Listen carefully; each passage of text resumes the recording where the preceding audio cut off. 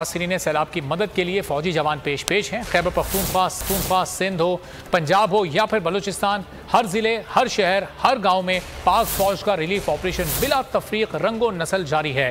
बहरी, बर्री और ज़मीनी अफवाज इस वक्त सैलाब ज़दगान की मदद में पेश है।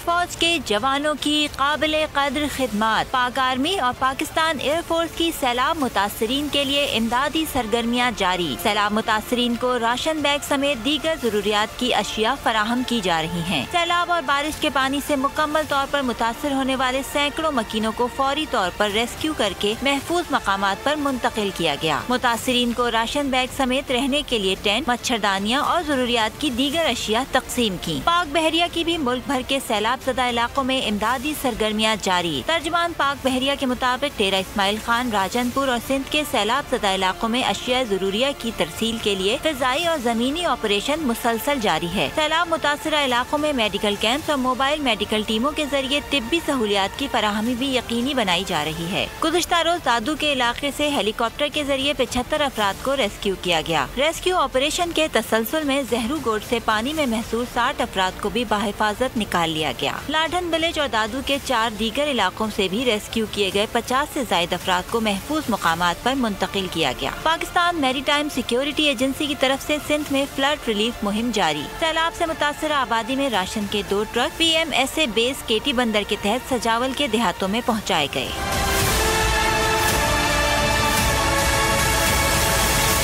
सिलसिला